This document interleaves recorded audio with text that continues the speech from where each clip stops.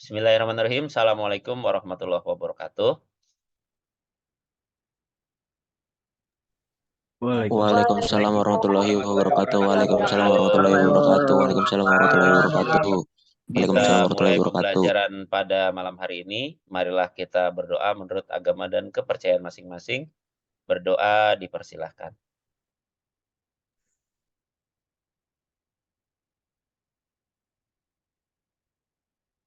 Berdoa selesai. Ya, kita langsung masuk ke aplikasi.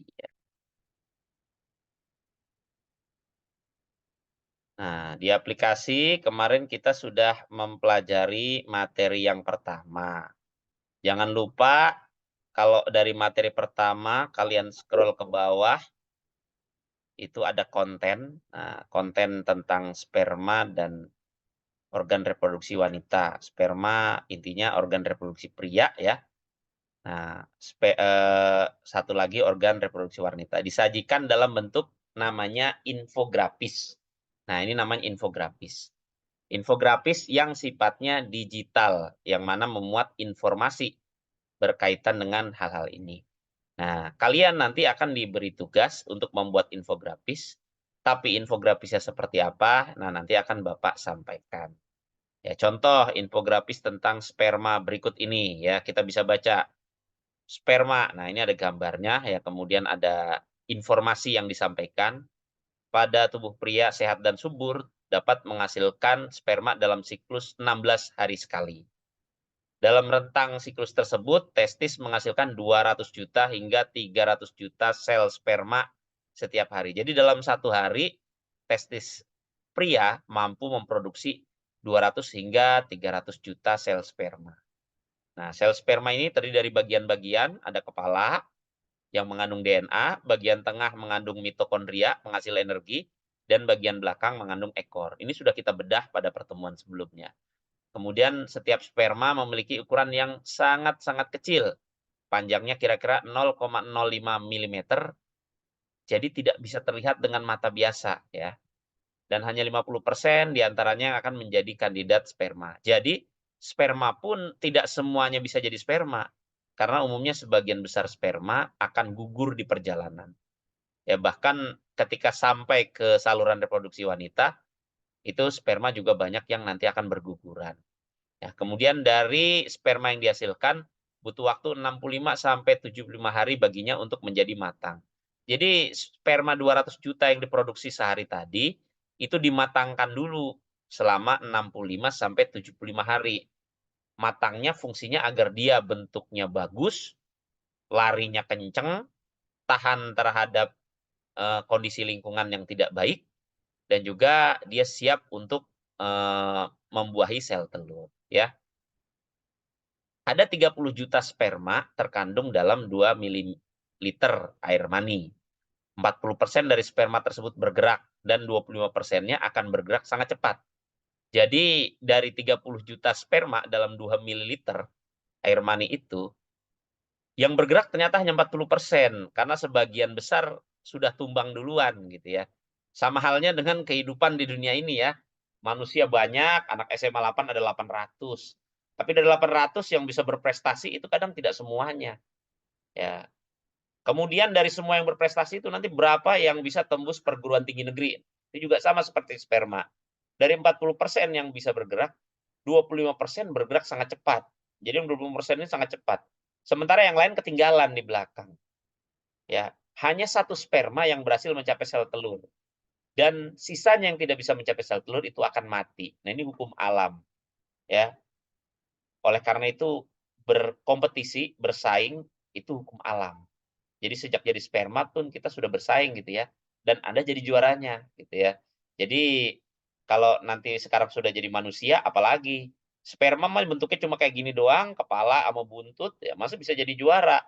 Sekarang udah ada hidungnya, udah ada matanya, udah ada otaknya, udah ada pikirannya, sudah ada kecerdasannya, sudah ada tangannya, kakinya semua. Masa tidak bisa jadi juara kan gitu ya. Nah, berikutnya ada infografis lagi tentang organ reproduksi wanita. Nah, dibagi menjadi bagian internal, ini kemarin sudah kita jelaskan, ada ovarium, penghasil telur, Ya, ada tuba palopi, saluran telur, ada rahim, tempat mengandung, ya, ada vagina, tempat saluran kelahiran ya, dan juga ada bagian eksternalnya. Nah, rahim pada organ tubuh wanita adalah organ yang paling lentur. Kenapa rahim disebut paling lentur? Saat ini kalian masih kecil, ya, ketika masih SMA ya, belum hamil gitu ya, ukurannya sangat kecil, sebesar buah jeruk. Tapi ketika sudah diisi bayi, itu si rahim itu akan melebar berkali-kali lipat lebih besar daripada ukuran sebelumnya, gitu ya. Apalagi kalau ternyata anak yang dikandungnya kembar, maka rahim akan lebih melebar lagi. Jadi luar biasa ya. Rahim adalah anugerah bagi wanita ya, hanya wanita yang punya, dan itu adalah organ yang paling ajaib. Nah, untuk video pembelajaran kemarin yang lupa-lupa tuh tentang tugasnya, tentang materinya bisa disaksikan di laman ini. Kemudian jangan lupa, ini ada 3 poin. Ini yang pertama yang harus diisi adalah berkaitan dengan ruang berpikir. 1, untuk refleksi materi yang sudah dipelajari dalam pelajaran di video ini. Kemudian kalian tuliskan di sana. Setiap siswa wajib mengisi ruang berpikir 1. Jadi bagi yang belum mengisi, tolong ketua kelompok silahkan dicek anggotanya siapa sih yang belum ngisi, tolong diajarin untuk cara mengisinya, gitu ya. Karena kemarin saya lihat masih banyak yang belum ngisi, gitu ya.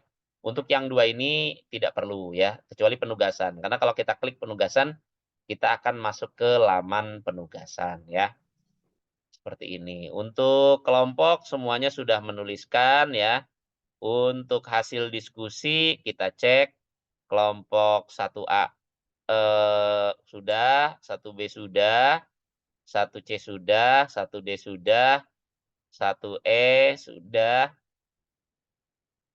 kelompok 2A sudah, 2B sudah, 2C sudah, ini 2D sudah, 2E sudah. Kemudian silahkan lengkapi, tulisannya bisa diperkecil, karena kalau ini kan slide ya, slide mah kalau kita perbesar bisa gitu ya. Jadi tulisannya bisa diperkecil.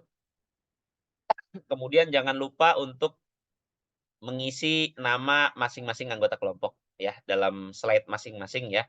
Nanti silahkan kalian lengkapi karena ini besok pagi akan saya ambil penilaian. Bagi yang ada kurang rapi-rapi ya silahkan dirapihkan. Nanti saya akan menilai sepulang sekolah lah, nggak pagi-pagi banget. Jadi sepulang sekolah hari Senin ini akan saya cek hasil ininya, tulisan kalian ya. Kalau ada yang masih kurang lengkap, silahkan bisa didiskusikan dan dilengkapi di sekolah. Oke, sampai sini paham ya semuanya? Ada pertanyaan berkaitan dengan penugasannya? Tidak ada? Tidak, Pak. Oke, Iya, sudah Pak. jelas semuanya. Kalau sudah jelas, kita lanjut ke materi yang kedua.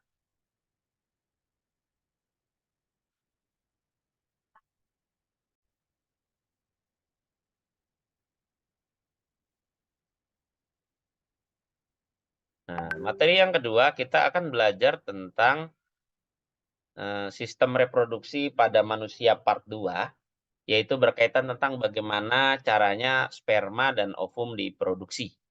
Juga bagaimana proses kehamilan dan hingga melahirkan ya. Nah, produksi sperma dinamakan spermatogenesis ya.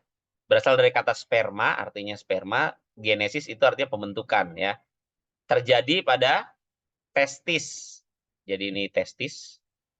Nah, ini organ kelamin pada pria, ini testisnya ya, kantong 2 itu. Kemudian dalam testis ada saluran. Saluran ini namanya tubulus seminiferus. Nah, di tubulus seminiferus inilah ada produksi sperma berlangsung. Urutannya meliputi, nah, jadi sperma ini ada urutannya. Yang pertama, yang paling kecil, yang paling awal adalah namanya spermatogonia. Spermatogonia ini yang paling atas nih.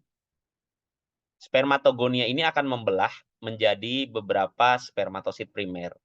Ini cuma satu, ini sebenarnya bisa membelah jadi 2, dan selanjutnya, gitu ya. Spermatogonia ini adalah sel ya. Jadi dia akan membelah jadi 2 berdasarkan mekanisme pembelahan sel.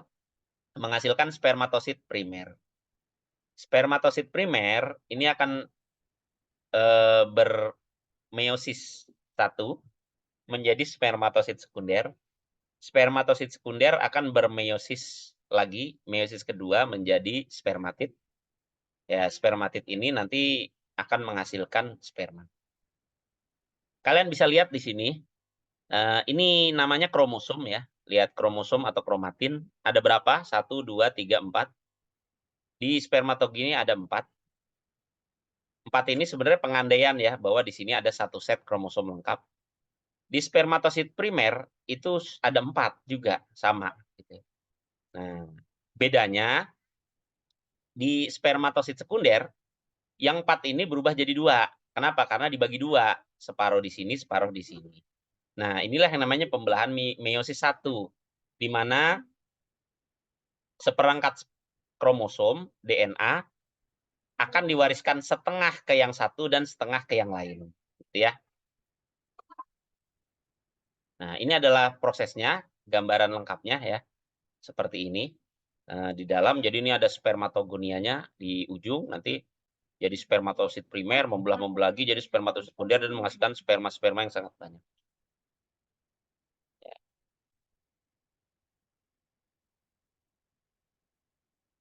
Nah, selanjutnya kita belajar produksinya, detailnya adalah di tubulus seminiferus. Spermatogonia itu kita sebut 2N, karena set kromosomnya lengkap. Nanti akan mengalami mitosis menjadi spermatosit primer. Di mana spermatosit primer ini juga punya kromosom 2N. 2N disebutnya diploid. Diploid itu artinya 1 set kromosom lengkap bagi makhluk hidup ya. Nah, berikutnya ketika dia harus membelah jadi spermatosit sekunder, yang 2N ini menjadi setengahnya yaitu 1N. 1N ini disebutnya haploid atau setengah sifat induknya. Nah, kenapa harus haploid? Karena nanti si haploid sperma nanti akan bertemu dengan haploid sel telur. N atau haploid ketemu dengan sel telur yang N. Nah, nanti akan menjadi 2N gitu ya. Jadi N ketemu dengan N akan menjadi 2N. Jadilah individu normal 2N gitu ya. Kemudian spermatosit sekunder ini akan menghasilkan 4 spermatid yang juga bersifat haploid. Nah, spermatid ini selanjutnya akan menjadi sperma.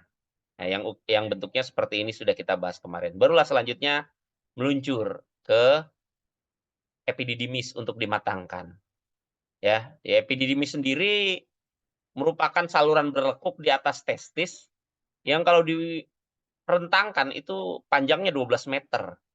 Tinggi kita aja nggak nyampe 2 meter ya, tapi ada saluran di tubuh kita yang panjangnya sampai 12 meter. Tapi itu digulung-gulung, dilekuk-lekuk. Nah, di sanalah sperma dimatangkan selama sekian hari atau biasanya sampai 60 hari. Nah, selanjutnya hormon-hormon yang berperan dalam spermatogenesis diantaranya ada LH. LH ini hormon yang merangsang sel Leydig untuk menghasilkan testosteron.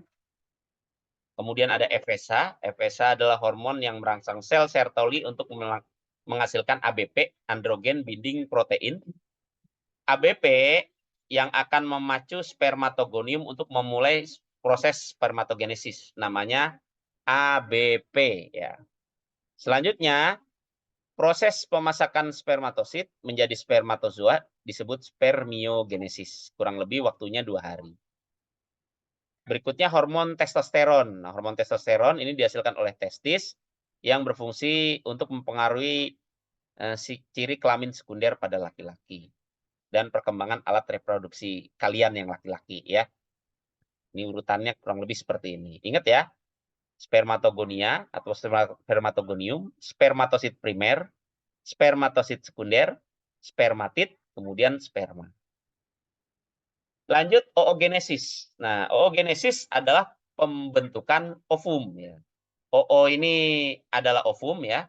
Genesis adalah pembentukan. Nah, si oogenesis ini berlangsung juga dalam beberapa tahap seperti halnya spermatogenesis. Kalau tadi spermatogenesis ada spermatogonia, oogenesis ada oogonia, kemudian ada oosit spermatogenesis ada spermatosit primer, ini juga ada oosit primer, kemudian oosit sekunder, ada ootit, dan selanjutnya ovum. Ya, bentuknya seperti ini. Ya.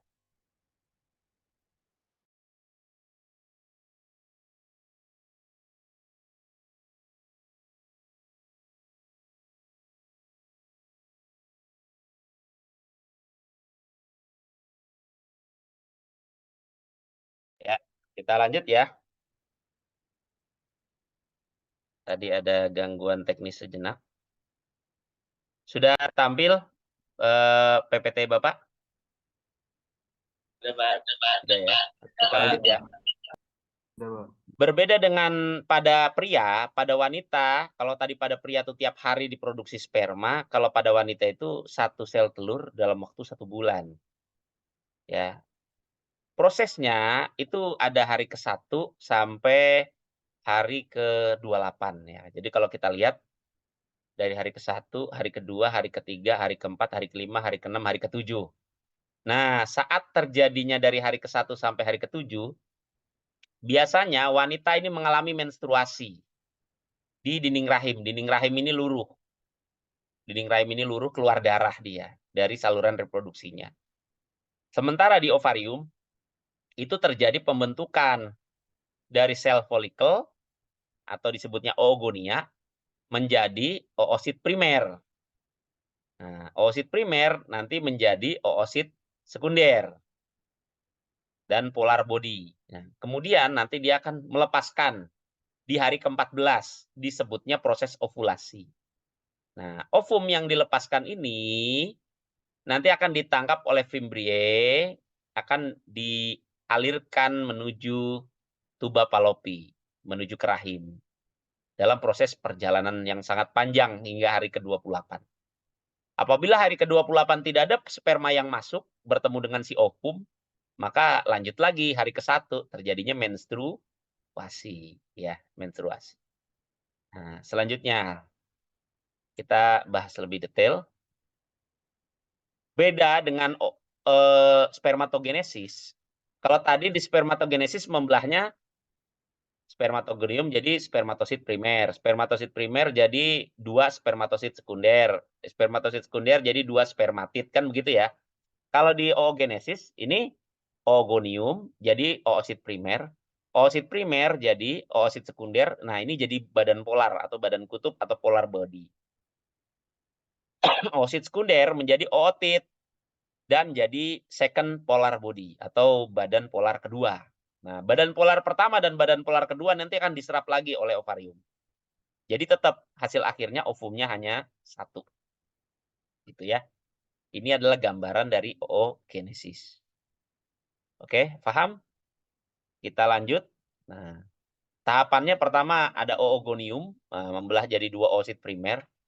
Nah, bedanya pada pria, si oogonium ini membelah menjadi oosit primer terjadi saat janin berusia 5 bulan dalam kandungan. Jadi ketika wanita 4 bulan itu ketentuan kelamin itu sudah terlihat, yang jadi pria sama jadi wanita.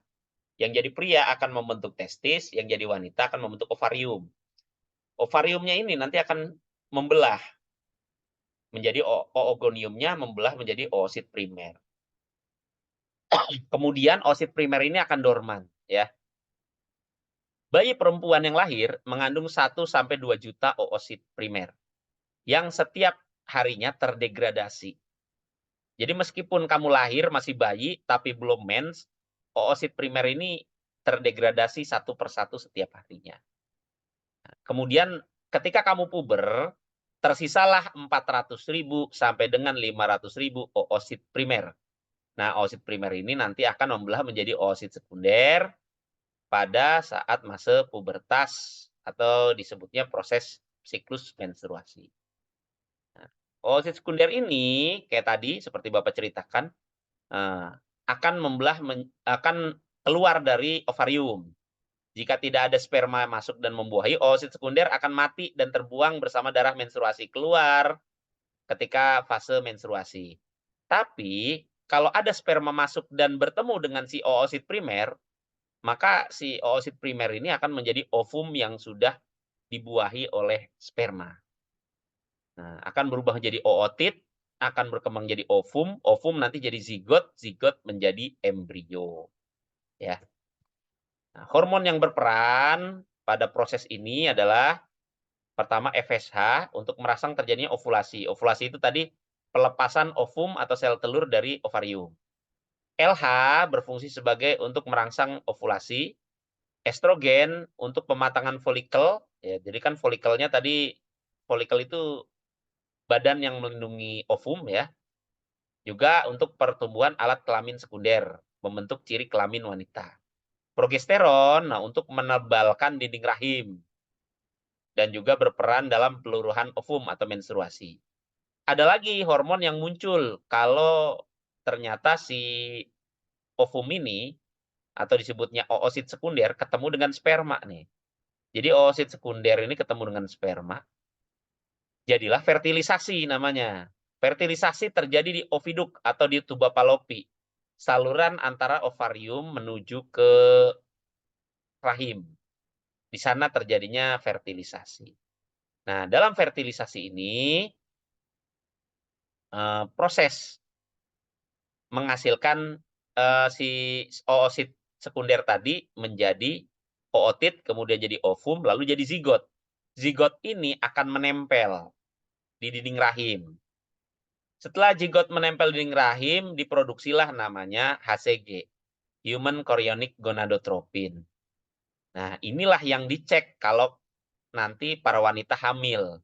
Jadi dicek dengan menggunakan alat namanya tespek ya. Kalau garis 2 berarti hamil gitu ya.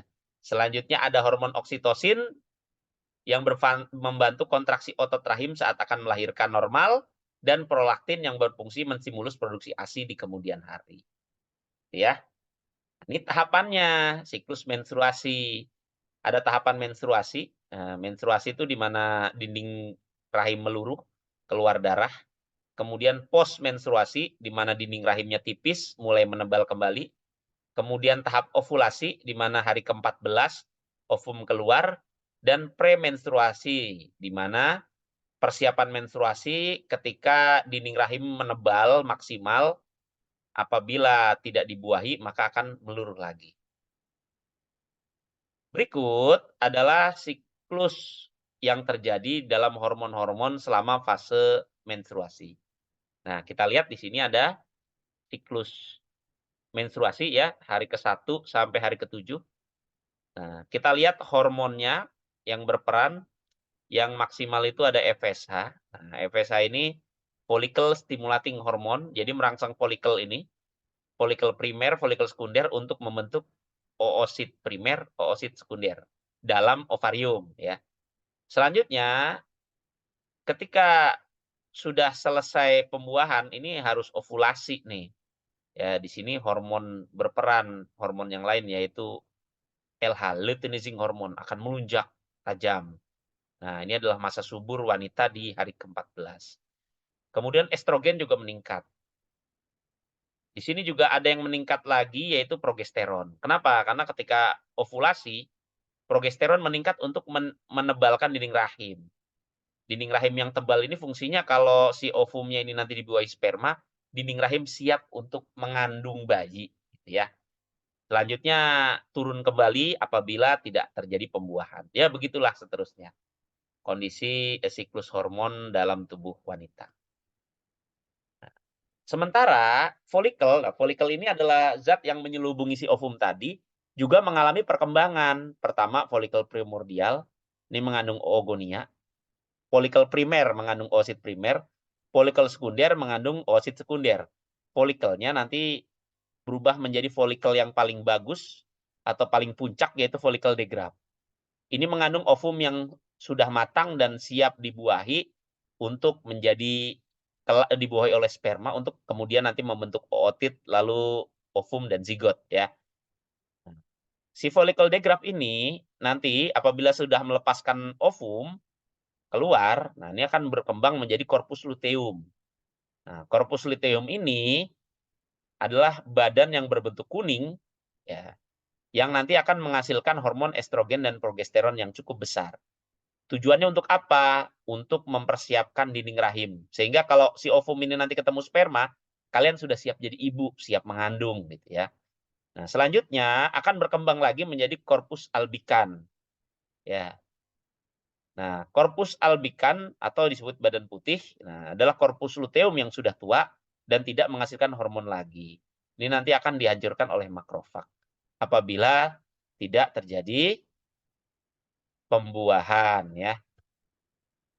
Lanjutnya fertilisasi. Nah, ini fertilisasi adalah pertemuan antara sperma dan sel ovum. Jadi sperma masuk, nah dari sini ovum keluar dari ovarium, sperma masuk dari rahim. Ketemunya di mana? Ketemunya di oviduk nih, di saluran telur atau oviduk atau tuba Fallopi namanya. Ketika bertemu, terbentuklah namanya zigot. Zigot nanti akan membentuk gastrula. Nah, gastrula bentuknya seperti ini. Gastrula nanti jadi blastula. Blastula membentuk morula, morula dulu, morula, blastula. Habis itu blastula ini akan nempel di ovari, nempel di uterus, ya di uterus atau di dinding rahim. Nah, blastula yang nempel di dinding rahim ini nanti akan berkembang menjadi gastrula. Si gastrula ini nanti akan mengalami organogenesis atau membentuk 3 lapisan utama. Lapisan luar disebutnya ektoderm akan membentuk epidermis, epitel ini ya, bagian luar ya, rambut, kelenjar minyak, kelenjar keringat, email gigi, saraf, dan saraf reseptor. Itu akan dibentuk oleh lapisan yang paling luar. Kemudian lapisan yang tengah, mesoderm, akan membentuk tulang, jaringan ikat, otot, sistem peredaran darah, sistem ekskresi, dan sistem reproduksi. Sementara yang endoderm, yang bagian dalam ini, akan membentuk saluran pencernaan. Berikut sistem pernapasan, pankreas dan hati, dan juga kelenjar-kelenjarnya. Ya, bentuknya kurang lebih seperti itu. Nah, dalam masa perkembangan, ada lagi namanya selaput embrional. Nah, ini sudah berkembang jadi bayi ini. Si selaput embrional ini nanti akan membentuk lapisan-lapisan yang sedemikian rupa menjaga agar bayi tetap aman di dalam perut ibu. Yang pertama adalah kantong yolk atau kantong kuning telur. Ini adalah cadangan makanan ya. Letaknya di sini, nanti yolk ini akan digantikan oleh yang namanya alantois. Ya, alantois ini kita kenal sebagai ari-ari. Nah, alantois ini adalah saluran pembuangan kotoran embrio dan tempat pertukaran oksigen dan CO2. Selanjutnya akan membentuk tali pusar. Ujungnya jadi tali pusar nih. Udel kita letaknya di sini ya. Nanti ada plasenta. Ini plasenta nempel di rahim. Ini akan menyediakan makanan, oksigen, pertahanan dari infeksi atau antibodi, dan obat-obatan. Produksi hormon HCG, mengatur pembuangan zat sampah sisa metabolisme. Jadi support logistik bayi itu ada di plasenta ini. Dia support logistik ke bayi langsung melalui pusarnya. Ya, kemudian ada lagi namanya amnion. Nah, amnion ini adalah membran yang melindungi embrio dari kerusakan masa kehamilan. Amnion ini memproduksi air, disebutnya cairan amnion atau kita kenal sebagai cairan ketuban. Nah, kenapa? Jadi kita di dalam perut ibu itu direndam dalam air. Jadi kalau ibunya lari, ibunya jalan cepat, ibunya naik turun, duduk, berdiri, tidur, bayi itu kondisinya tetap aman. Karena di sini air gitu. Jadi dia bisa bergerak, bisa muter-muter di sini gitu ya, tidak merasa terbawa gravitasi. Karena kalau bukan air nanti kebawa gravitasi dia akan ke bawah kemudian kering ya. Cairan amnion ini juga menjaga perubahan suhu ya dan juga sebagai pelicin jalan lahir. Kalau cairan amnion ini pecah, si amnion ini pecah, berarti cairan ketuban ini akan keluar melalui vagina. Berarti itulah saatnya bayi sudah siap dilahirkan. Kemudian paling luar lagi ada namanya chorion. Chorion itu paling luar, menyentuh rahim atau uterus, ini memproduksi cairan chorionik. Nah, cairan chorionik nih bagian luarnya lagi nih, ya. Bagian luarnya lagi ada cairan chorionik. berfungsi untuk menyerap efek kejut. Ya, jadi kalau perut itu ditabok apa dipukul, itu diserap di sini dan diedarkan merata, juga menghindari dari tekanan dan lain sebagainya. Kemudian si bayi ini akan berkembang ya kurang lebih selama 40 minggu. Jadi patokannya bukan 9 bulan ya. Meskipun 40 minggu itu dekat ke 9 bulan, tapi kita patokannya adalah minggu. Karena tahap-tahap perkembangan bayi umumnya dihitung dalam minggu ya. Contoh 4 minggu sudah terbentuk organ penting, jantung, mulai tampak 8 minggu. 8 minggu itu kurang lebih 2 bulan ya. Sudah mirip bayi, ukuran kepalanya membesar, hidung, mata, telinga, tangan, kaki mulai terbentuk. Kemudian 10 minggu, 10 minggu ini biasanya panjangnya 6 cm, kamu ambil penggaris coba 6 cm itu baru segitu ya. Kecil sekali gitu ya, tapi sudah membentuk organ-organ yang lebih sempurna. 7 bulan, nah ini sudah sempurna. Bayi bahkan bisa dilahirkan 7 bulan, namanya bayi prematur. Ketika sudah 32 minggu, janin sudah memiliki panjang tubuh yang mencapai 40 cm umumnya. Ketika sudah 40 minggu atau 9 bulan lebih 10 hari, janin siap dilahirkan. Nah, ini adalah tahap periode kritis perkembangan janin. Kita lihat ini adalah ini adalah pekannya atau minggunya ya. Ini adalah tahap-tahap perkembangannya. Jadi, apabila ada gangguan pada minggu-minggu tersebut, maka bisa terjadi gangguan terhadap proses perkembangan organnya. Saya ambil contoh, ya. Banyak hal yang membuat ibu hamil ini mengalami cedera atau eh, gangguan dalam proses kehamilan. Contoh, misalkan memakan makanan-makanan atau obat-obatan yang dilarang untuk ibu hamil. Hati-hati, ya. Jadi laki-laki nanti calon ayah, jadi ibu, calon ibu harus tahu. Ya, sirup aja nih, nanti kan bulan Ramadan nih, sirup. Biasanya iklan sirup banyak sekali ya. Kamu cek sirup itu ada tulisannya kecil. Ada sirup-sirup yang boleh untuk ibu hamil, ada sirup-sirup yang tidak boleh dikonsumsi ibu hamil karena dia mengandung zat sintetik. Kenapa? Karena dipastikan akan punya imbas negatif terhadap proses kehamilannya. Itu baru sirup ya. Belum kayak makanan lain yang pakai pengawet. Notabene sirup ini diawasi BP POM. Artinya kandungan di dalamnya itu sudah diukur, tidak melebihi ambang batas. Tapi ada makanan-makanan yang tidak ada BP POM-nya, tidak ada Dinkesnya. Ini dimakan oleh ibu hamil. Nah, pada saat periode kritis tersebut bisa mempengaruhi perkembangannya. Termasuk juga obat-obatan ya. Karena obat-obat juga ada yang nggak boleh diminum oleh ibu hamil, apalagi zat-zat berbahaya seperti rokok, minuman keras, dan lain sebagainya. Saya ambil contoh misalkan di minggu ke-7 saat pembentukan jantung. Nah, seorang ibu ini mengkonsumsi zat-zat yang terlarang atau mengalami kecelakaan. Apa yang terjadi? Maka bisa jadi perkembangan jantung anaknya terganggu. Itulah nanti ada kejadian di mana bayi lahir dengan kelainan jantung dan lain sebagainya. Ya, di periode ke-6 ini pembentukan sistem saraf pusat, kecerdasanmu dibentuk di sini. Pada saat periode ke-6 emaknya ngerokok, bapaknya ngerokok, atau emaknya nggak ngerokok tapi bapaknya ngerokok, lepas-lepas dalam kamar, terhiruplah itu oleh ibunya sampai usia lahir. Ya, akhirnya yang terjadi apa? Ya itulah yang terjadi pada otak kalian. Ada yang otaknya bermasalah, ada yang belajarnya lambat, ada yang IQ-nya jongkok, ada yang susah mengingat, ada yang susah menghafal, susah menganalisa.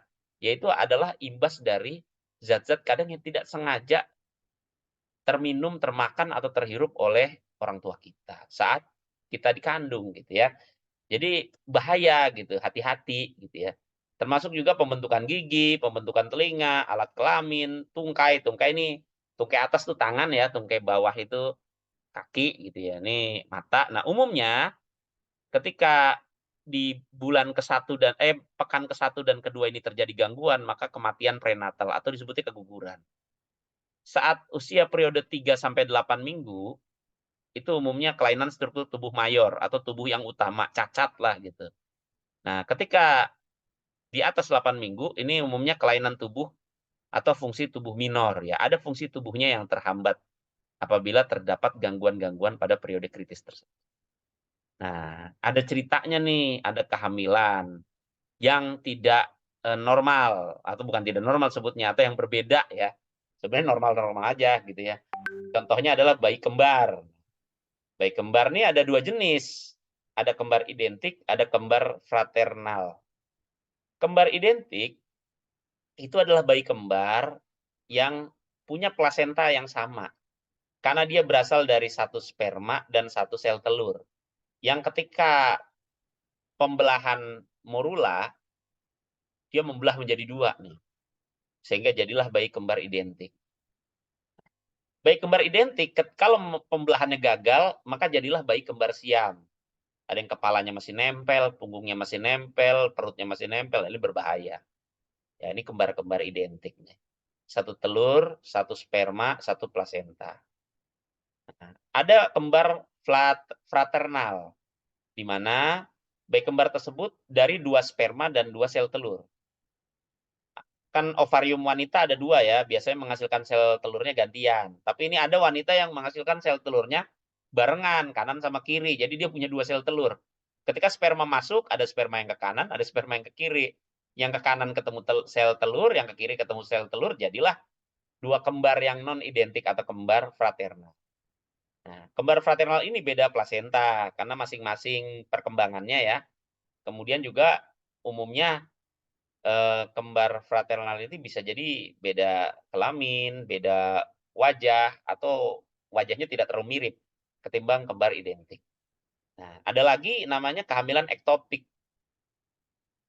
Nah, atau biasanya disebut hamil anggur. Bagaimana?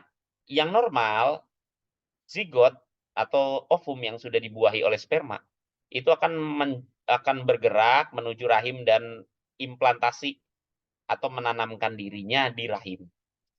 Nah, yang jadi masalah ada kadang ovum yang menanamkan dirinya di tuba Fallopi. Jadi tuba Fallopi berkembang nih menjadi embrio ya, menjadi bayi. Akibatnya disebutnya hamil anggur. Kondisinya hamil, tapi dia tidak bisa berkembang ya. Kenapa tidak bisa berkembang? Karena tuba Fallopi itu sempit, hanya sebuah pipa. Dia tidak akan sampai batas maksimal ya, dia tidak akan bertambah lagi dan dia akan kekurangan nutrisi di sini. Sehingga disebutnya hamil anggur. Hamil dicek tespek garis 2, tapi tidak berkembang, tidak bertambah. Di USG nggak ada. Ternyata kalau setelah dicek sampai ke sini, oh ada di sini bayinya. Gitu ya. Atau bukan bayi sih, biasanya masih dalam bentuk zigot ya. Sehingga yang terjadi adalah ini harus digugurkan karena tidak mungkin bisa berkembang jadi bayi. Seperti itu ya. Setelah bayi dikandung sehat ya, kemudian akan terjadi kelahiran. Ya. Pada proses kelahiran ini yang pertama keluar secara normal adalah kepalanya ya. Kenapa bukan kakinya? Karena ukuran kepala umumnya lebih besar. Kalau kakinya yang keluar, kakinya ditarik, kepalanya bisa copot. Jadi yang lahir duluan adalah kepalanya. Kepalanya. Nah, ini menggunakan proses yang luar biasa sakit ya. Karena di mana tulang-tulang yang ada di sini berdeformasi, membesar supaya si kepala itu bisa keluar ya.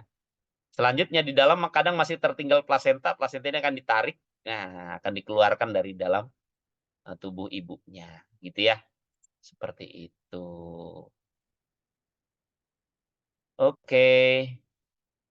Demikian pembelajaran kita pada malam hari ini. Sampai sini ada pertanyaan?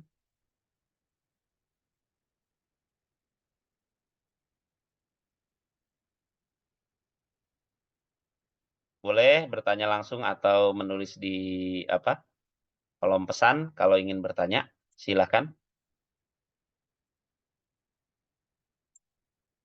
Tapi biasanya kalau nanya bab ini malu-malu gitu ya kadang ya. Saya malu-malu Pak, sebenarnya mau nanya banyak pertanyaan tapi saya malu. Ntar kalau nanya diketawain temen, biasanya kan begitu. Ya, kalau belum ada yang nanya, kita belajar terakhir tadi tentang fertilisasi internal ya. Kita lihat dulu video berikut ini.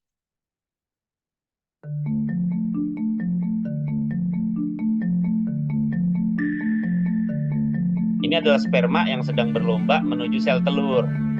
Dia melalui saluran sperma, kemudian masuk ke organ tubuh wanita atau disebutnya vagina. Ya, di vagina itu sifatnya asam. Sebagian besar dari sperma tersebut mati. hanya sperma yang terkuat dan tercepat serta dalam posisi yang aman yang bisa sampai ujung depan ya. Masing-masing sperma ini akan berlomba saling bersaing menjadi yang tercepat dan menjadi yang terbaik. Saluran kelamin meskipun kelihatannya pendek kecil bagi kita, tapi bagi si sperma yang ukurannya mikroskopik ini merupakan perjalanan yang sangat panjang ya. Sampai di uterus dia akan terus bergerak sama teman-temannya. Nah, di sini ovum itu biasanya dilengkapi dengan zat kimia tertentu. Ya, zat kimia yang dipancarkan oleh ovum ini bisa dideteksi oleh sperma. Jadi sperma mendeteksi, oh zat kimianya, baunya, ya istilahnya bisa kejejak ada di sebelah sana, gitu. Sehingga mereka semua akan bergerak menuju ovum yang sedang bergerak menuju kepala. Kita lihat pasukan spermanya banyak sekali karena memang ratusan juta, ya. Nah, ini adalah kondisi saluran reproduksi wanita. Nah, kondisinya di tuba Fallopi ada seperti flagela ya, bergelombang. Nah, itu sudah ketemu. Di depan itu adalah sel telur atau oosit sekunder. Lihat perbandingannya sperma yang kecil dengan sel telur yang sedemikian besar. Nah, sperma akan membuahi ovum, yang mana hanya satu sperma yang berhasil sampai di ovum. Apabila satu sperma sudah berhasil menembus, maka ovum akan memproteksi dirinya agar tidak ada sperma lain yang bisa menembus, alias sperma yang lain akan mati. Ya, jadi hanya satu sperma yang berhasil untuk menembus bagian dalam ovum. Sperma juga dilengkapi oleh enzim yang digunakan untuk mengebor. Nah, di cerita spermanya lagi mengeluarkan enzimnya nih untuk melubangi lapisan-lapisan pada ovum. Berhasil masuk satu, nah maka ovum akan memproteksi agar yang lain tidak bisa masuk atau yang lain gugur gitu ya.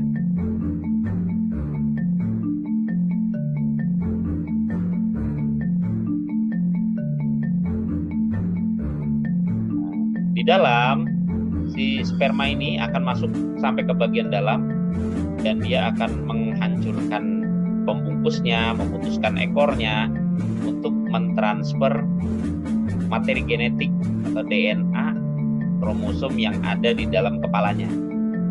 Kemudian akan bertemu dengan DNA atau kromosom yang ada dalam ovum dan akan menyatu, membentuk satuan untuk mengendalikan si ovum yang kemudian akan membelah ya menjadi zigot. Nanti zigot ini akan berjalan terus ya, dipandu oleh gerakan-gerakan pada oviduk, berjalan dari oviduk atau tuba Fallopi menuju rahim ya, seperti sebuah bola yang digelindingkan, bentuknya seperti itu. Di dalam ovum terjadi pembelahan ya, membelah jadi morula.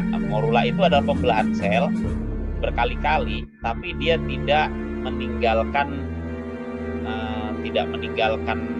lapisannya, tetap ada di dalam sana, tapi dia membelah berkali-kali. Sampai di rahim, si ovum ini akan menanamkan dirinya, atau zigot ini akan menanamkan dirinya di rahim. Ya, kemudian akan mempersiapkan diri untuk membentuk lapisan plasenta.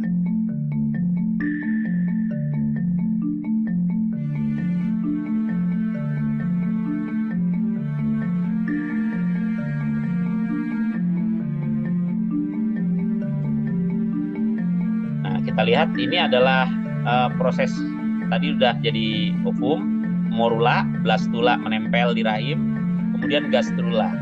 Gastrula akan membentuk 3 lapisan. Ini adalah lapisan yang paling dalam ya, nanti kelak akan membentuk saluran pencernaan. Ini adalah lapisan-lapisan pada gastrula yang kelak akan mengalami proses pembentukan organ-organ tubuh.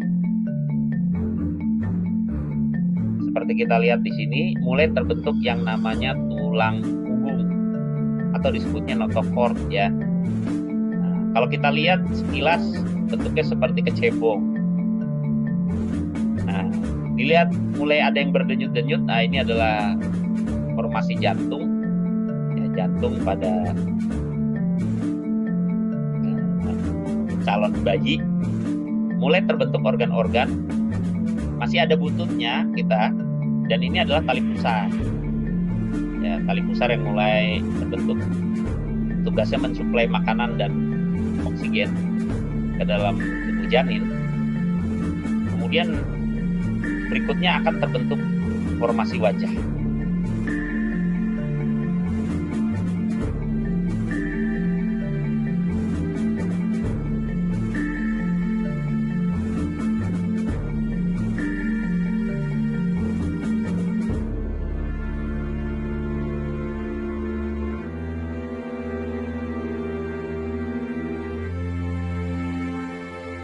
Kita lihat ada ekstremitas, ada alat gerak di depan, ada alat gerak di belakang, yang nanti akan bertumbuh menjadi tangan dan kaki.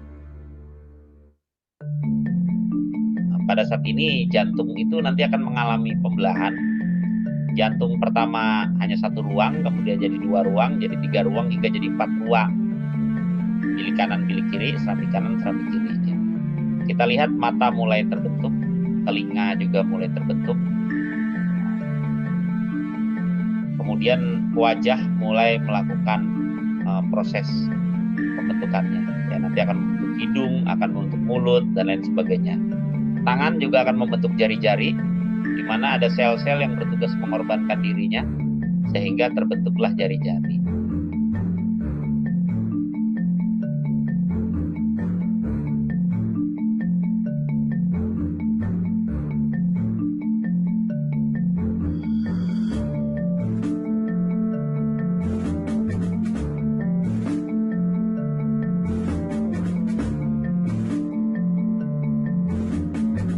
Nah, ini kaki mulai memanjang ya, terbentuk jari-jari kaki.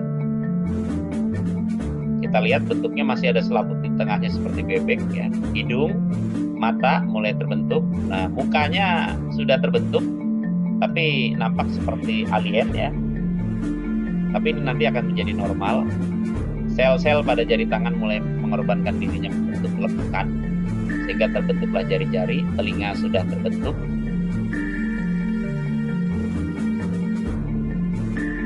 Kepala mulai berkembang.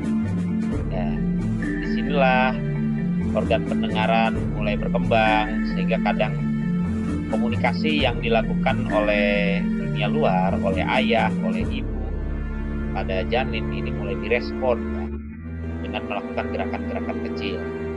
Kalau janin ketika masih dikandung ibu itu bagi yang beragama muslim dibacakan Al-Quran ya, atau diperdengarkan hal-hal yang baik ya, juga bagi semuanya gitu kan ya, maka akan berkembang menjadi anak dengan kecerdasan yang optimal, karena telinga di sini dia mulai berfungsi untuk merangsang otak.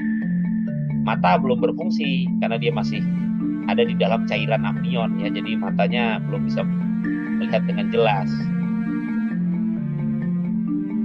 Bahkan kadang ketika bayi dilahirkan sudah keluar pun belum jelas dia melihat. Yang lebih dominan untuk mengetahui ayah dan ibunya itu biasanya adalah bau dan respon sentuhan. Nah, ya mata belakangan ya. Nah, makanya mata bayi bening sekali karena di dalam ini dicuci terus.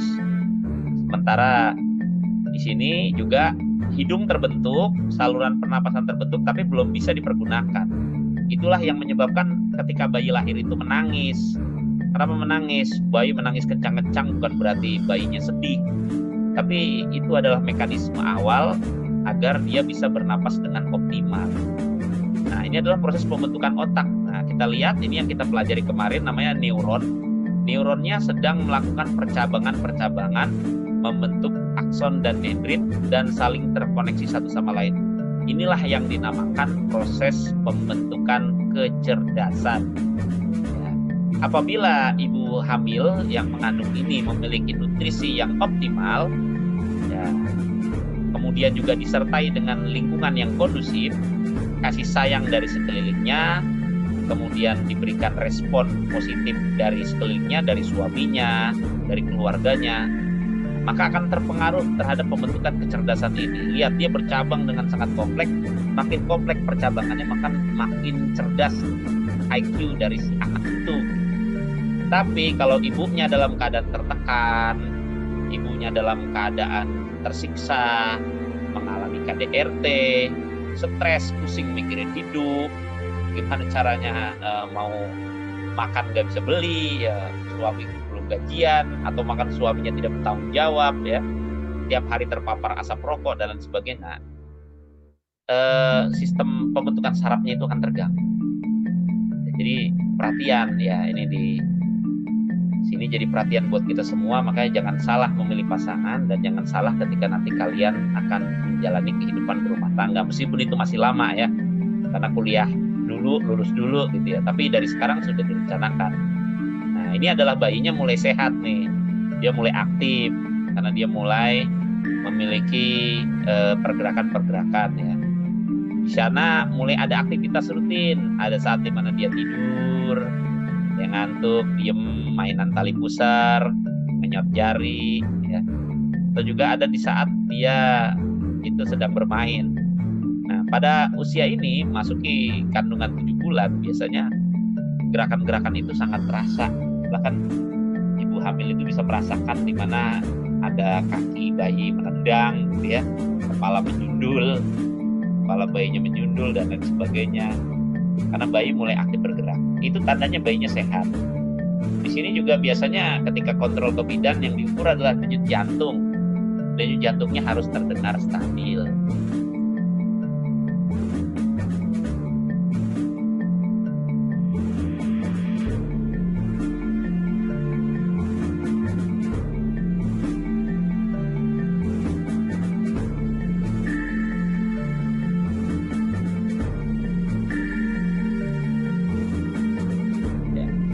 Ya, ada yang nanya sebentar ya, ada yang nanya.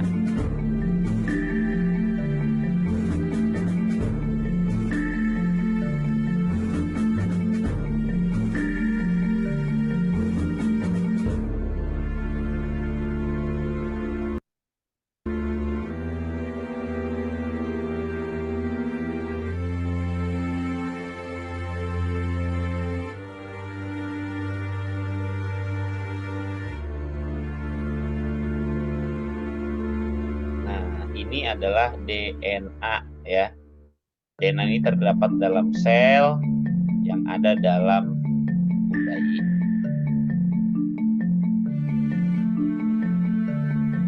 DNA ini akan membentuk RNA ya, dan dia menggandakan diri untuk mendukung pembelahan sel agar bayi itu tumbuh besar dan normal.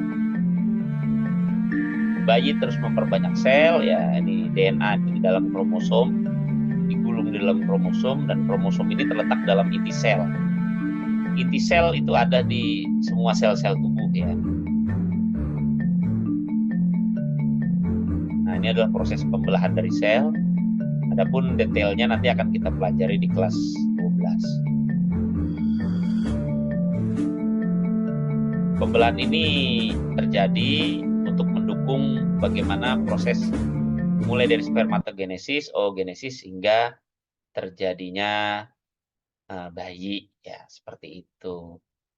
Ya, kalian semua yang sudah menyaksikan tadi, jangan lupa mengisi ya, di sini di bagian bawah ini ada namanya ruang berpikir 2. Nah, ini ruang berpikir 2 ini merupakan refleksi pembelajaran hari ini yang harus kalian isi berkaitan dengan pertanyaan dan lain sebagainya, yang masih bingung, yang sudah paham, sebagai tolak ukur penilaian Bapak terhadap cara kalian mencerna pembelajaran ya.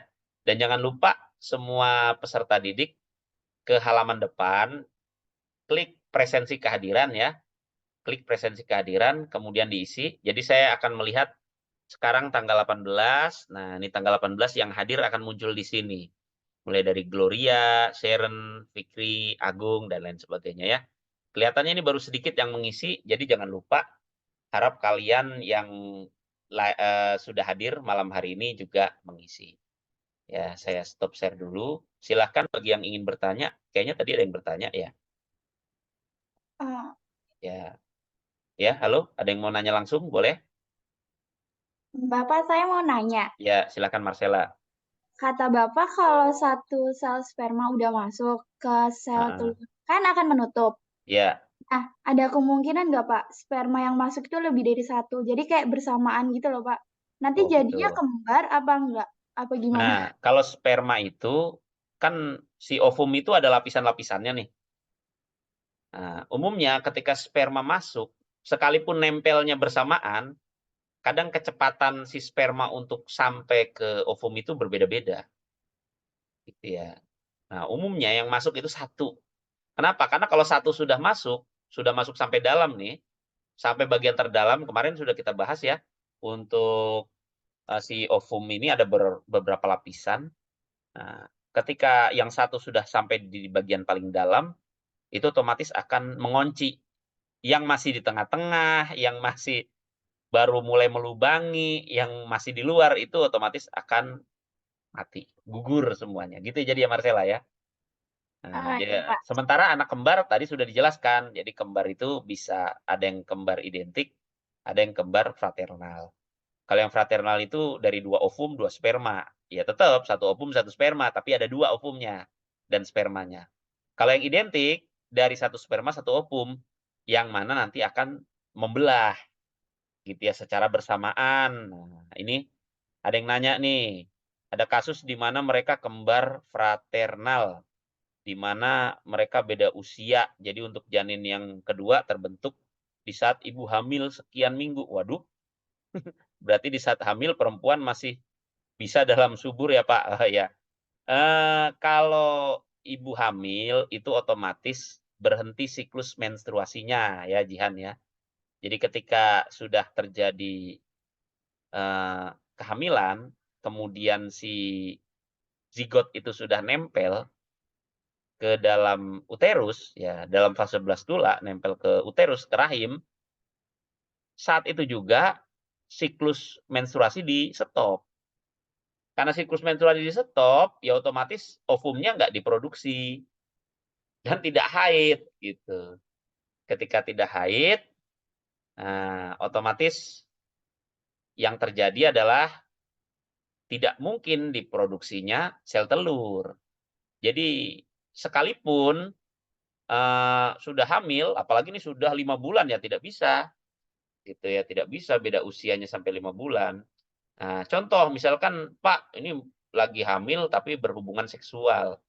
Nah, di lapisan uterus atau di rahim itu ada bagian depannya namanya serviks. Serviks itu mulut rahim.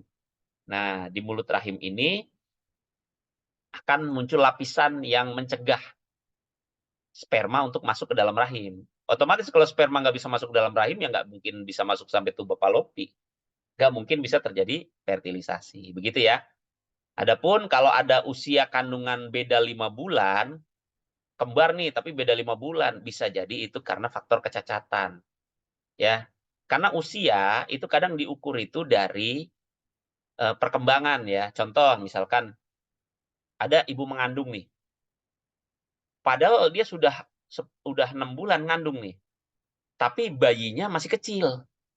Ketika diukur, ternyata usianya masih 2 bulan. Jadi usia 2 bulan itu dari pengukuran. Oh, berarti bayinya ini gagal berkembang gitu.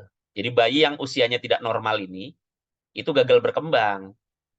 Sehingga umumnya kalau bayinya satu, itu bayi yang satu itu digugurkan gitu. Nah, kalau di sini kondisinya menurut saya ini awalnya kembar fraternal bersama-sama, tapi bayi yang satu berkembang normal karena mungkin menempel di tempat yang tepat pada dinding rahim. Sementara bayi yang satunya lagi nempelnya kurang strategis ya atau nempelnya kurang bagus. Sehingga bayi yang satunya kekurangan gizi, Jihan ya. Bayi yang satunya kekurangan gizi. Jadi ketika diukur, bayi yang satu sudah 7 bulan, bayi yang satu baru 2 bulan. Bedanya sampai 5 bulan tuh. Kenapa 5 bulan? Ya berarti bayi yang satu ini kurang gizi, kurang asupan nutrisi, sehingga bayi yang satunya itu kembar itu sudah besar, bayi yang satunya ini tidak berkembang gitu ya. Jadi seperti itu ya. Yang tadi yang iya, untuk yang kembar ya semuanya normal, lahirnya bisa jadi normal. Cuma ya normalnya yang satu pasti prematur. Mungkin bedanya nggak 5 bulan kali ya kalau dua-duanya lahir ya. Karena kalau bedanya 5 bulan, yang satu 9 bulan berarti yang satu 4 bulan dong. Kalau 4 bulan nggak bisa bertahan hidup. Kalau bedanya biasanya mungkin nih bedanya 2 bulan, bisa jadi. Yang satu 9 bulan, yang satu 7 bulan. Artinya yang satu ketika lahir 9 bulan normal, sehat. Nah, yang satu ketika lahir masih 7 bulan. Ya, akhirnya yang satu itu harus diberikan tabung inkubasi atau disebutnya inkubator untuk membantu daya hidup. Gitu ya, Jihan ya. Jadi biasanya ukuran ini bukan berdasarkan waktu dari pembuahannya, tapi awal ukurannya normal, tapi dari asupan gizi dan posisinya kurang strategis. Kemudian tadi ada yang nanya lagi, tapi kayaknya di WA deh. Yang nanya boleh diketik atau nanya langsung silahkan.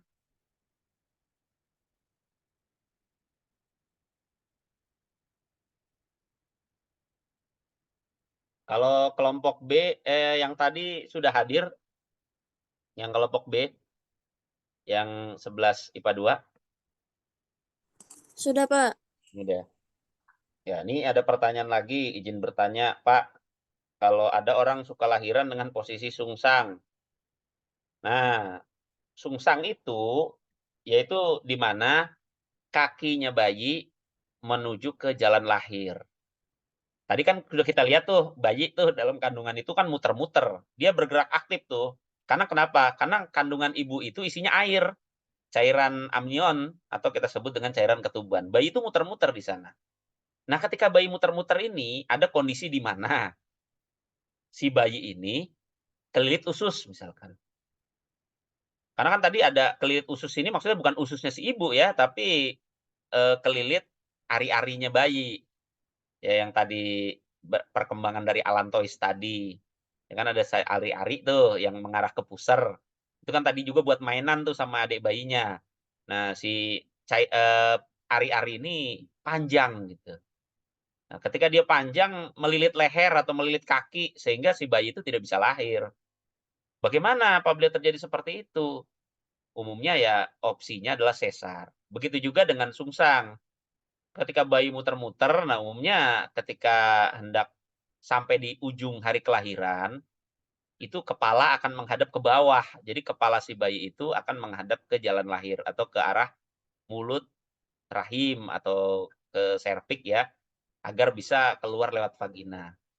Ya, inilah pentingnya seorang ibu yang sedang hamil banyak-banyak melakukan doa, sering-sering bersujud. Ya, kenapa? Karena semuanya itu bukan semata-mata bisa dijelaskan dengan sains. Hal tersebut adalah keajaiban yang digariskan oleh Sang Pencipta, oleh Allah. Dimana ketika kamu lahir normal, itu mendadak posisi kepala kamu tuh ada di bawah. Ya, sehingga ketika ibu kamu ngeden, kamu keluarnya kepala duluan. Nah, adapun ketika dalam kondisi tertentu, ternyata kakinya masih tetap di bawah nih. Ya nggak bisa dilahirkan. Karena kalau dipaksa lahir lewat jalur normal, itu kaki ditarik, kepalanya copot. Sehingga yang terjadi adalah lahirannya dengan cara sesar ya. Umumnya untuk yang sungsang ya, begitu ya. Ya, ada pertanyaan lagi dari yang lain? Silakan. Yang bapak-bapak, yang laki-laki, nggak ada yang bertanya?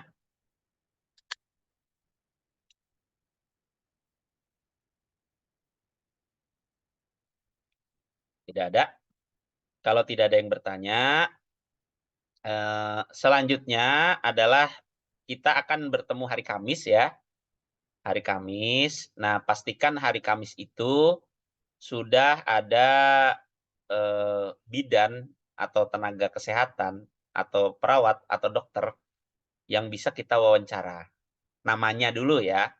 Nanti akan kita buatkan surat dan di hari Kamis serta Jumat itu kita mulai menyusun pertanyaan. Nyusun pertanyaan bagaimana Pak? Ya kita mulai bikin nanti mau nanyakan apa saja. Nah, pertanyaannya itu nanti kalian susun dulu secara kolaboratif dengan dipandu dan diperiksa oleh Bapak. Fungsinya adalah supaya yang ditanyakannya terfokus pada topik masing-masing. Kan kelompok A, topiknya apa kemarin? Kelompok A tentang sperma ya.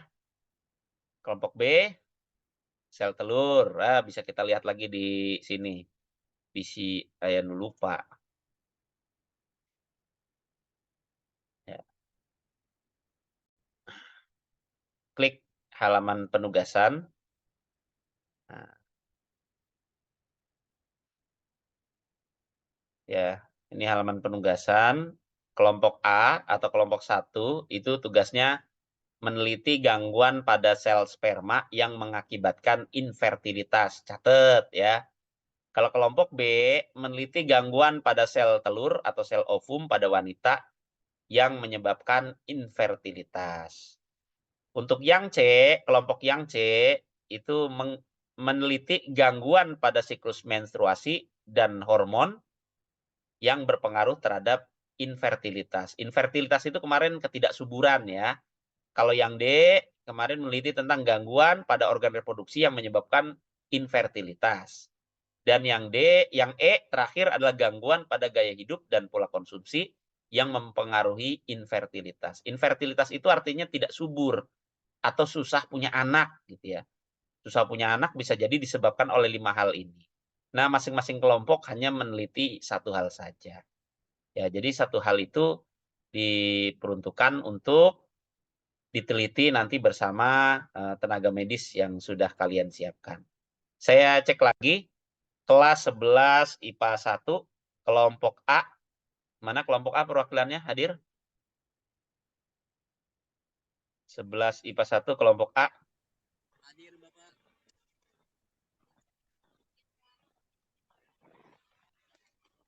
Afia Jihan, Ihsan Bukhari, Naswa, Belva, Irfan, Mario. Hadir? Masih Hadir, ada? Pak. Ya. Sudah ketemu belum bidannya, apa perawatnya, apa dokternya? Belum, Pak. Belum. Nah, besok berarti ada waktu 4 hari untuk searching-searching ya.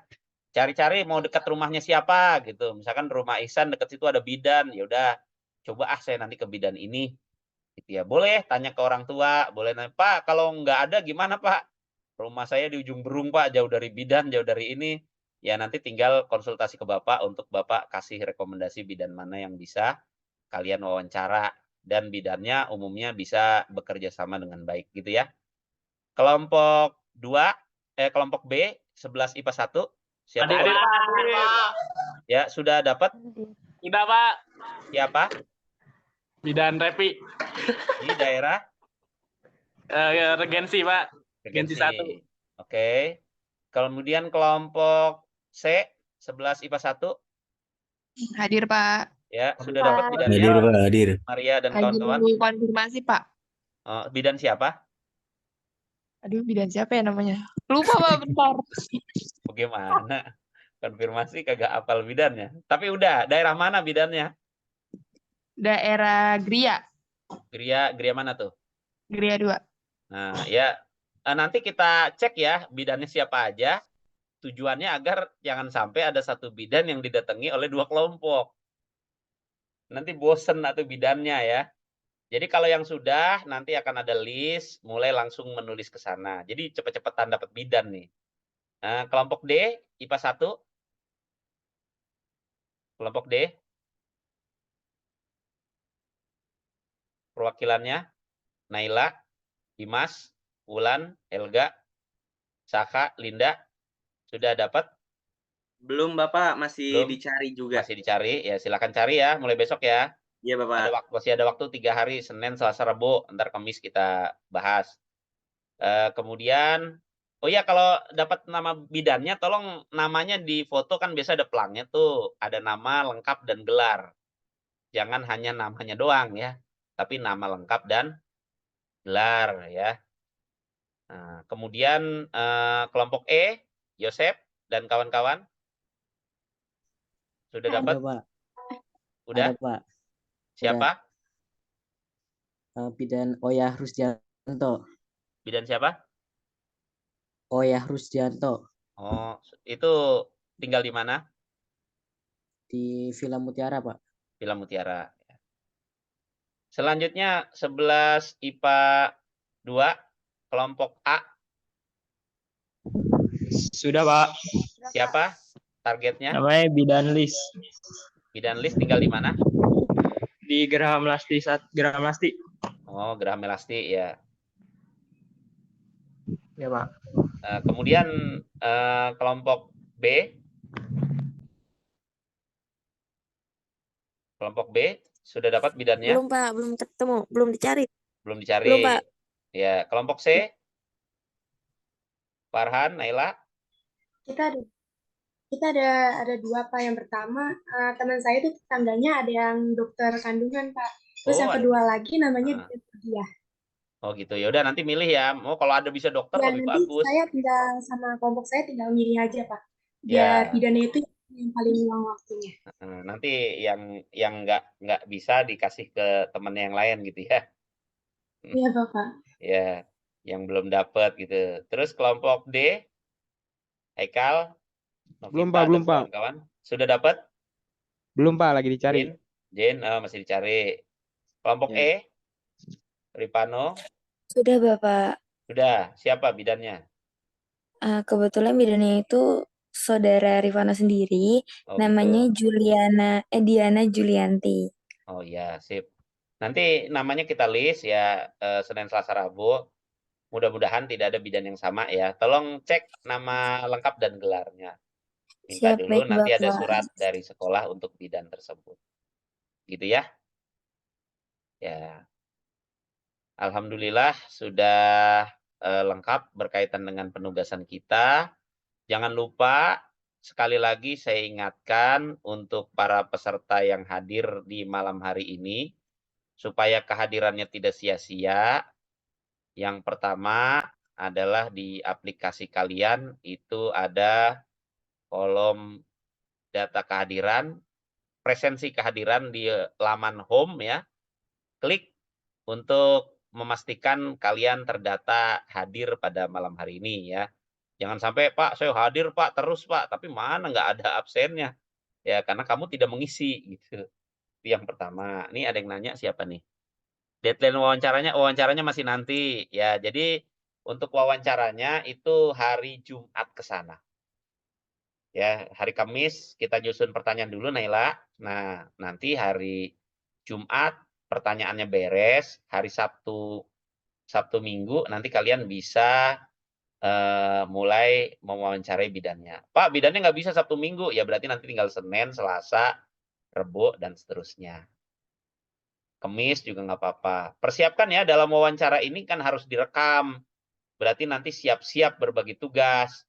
Ada yang pegang tripod, ada yang pegang apa namanya kamera, ada yang menyiapkan pertanyaannya, ada yang mewawancarai, dan lainnya jadi tim sukses. Mencatat, mendata, jangan sampai lupa gitu ya. Mempersiapkan, membantu tim teknis lainnya. Ya, seperti itu. Nah, jangan lupa selain yang ini untuk daftar hadir, di laman literasi kalian juga harus mengisi untuk daftar nilai. Nah, daftar nilai itu ada diisi di sini. Nah, ini ruang berpikir 1 untuk pertemuan pertama ya. Kalau ada yang belum mengisi silahkan boleh diisi. Kalau sudah mengisi jangan diisi lagi. Kemudian ini ada ruang berpikir 2 ya untuk refleksi mata pertemuan yang kedua. Jadi ada 2 ruang berpikir yang sudah seharusnya diisi gitu ya. Seperti itu kurang lebih. Ya, ada pertanyaan lagi terkait dengan tugas dan pembelajarannya? Tidak ada?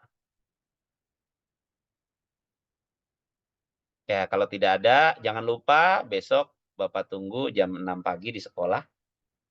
Masuk 6:30 ya. Persiapan apel pagi, jangan kesiangan ya. Biasakan bangun subuh. Bagi yang muslim jangan lupa sholat subuh. Nah, kemudian bergegas berangkat ke sekolah, jangan menunda-nunda waktu atau tidur lagi. Marilah kita berdoa, semoga pembelajaran yang kita laksanakan malam hari ini bermanfaat. Berdoa dimulai.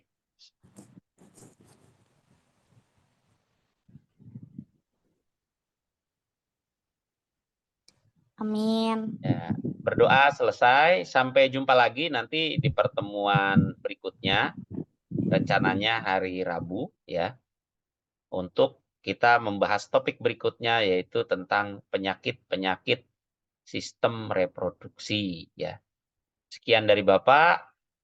Kurang lebihnya Bapak mohon maaf ya. Silahkan jangan lupa bersiap-siap untuk pembelajaran di sekolah besok. Assalamualaikum warahmatullahi wabarakatuh. Waalaikumsalam warahmatullahi wabarakatuh. Terima kasih, Pak. Terima kasih Bapak. Terima kasih Bapak.